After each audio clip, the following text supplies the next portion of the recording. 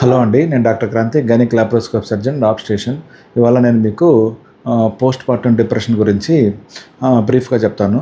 Post partum depression అంటే గర్భవతికి delivery అయిన తర్వాత కానీ లేకపోతే డెలివరీకి ముందు కానీ వాళ్ళు మెంటల్గా డిస్టర్బ్ అవుతారు. ఆ మెంటల్గా డిస్టర్బ్ అవ్వడం అంటే దాని లక్షణాలు ఎలా ఉంటాయంటే వాళ్ళు చాలా మూడ్లెస్, అంటే మూడ్ చాలా డిప్రెషన్గా ఉంటారు.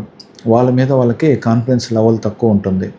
దాంతోపాటు నిద్ర లేకపోవడం కానీ, యాంగ్జైటీగా ఉండడం కానీ, రెస్ట్లెస్నెస్ అంటే రెస్ట్ లేకపోవడం వల్ల కానీ, ఎక్కువ ఆలోచించడం కానీ, లేదు బిడ్డ మీద సరిగ్గా శ్రద్ధ చూపించుకోవడం కానీ, లేదా ఏమన్నా సూసైడల్ టెండెన్సీస్ అంటే చనిపోవాలనే థాట్స్ రావడం కానీ, ఇలాంటి కానీ ఏమన్నా మీకు అనిపిస్తే మీకు వెంటనే డాక్టర్ని సంప్రదించండి. ఈ లక్షణాలని ఎప్పుడూ అశ్రద్ధ చేయకూడదు. దీంతోపాటు పోస్ట్ పార్టమ్ బ్లూస్ అని కూడా వినుంటారు. ఈ పోస్ట్ పార్టమ్ బ్లూస్ అనేది లెస్ సివియర్ ఫామ్, అంటే ఈ లక్షణాలే కొన్ని రోజులే ఉంటాయి, అంటే వితిన్ వీక్స్లో ఇది రివర్స్ అయిపోతాయి.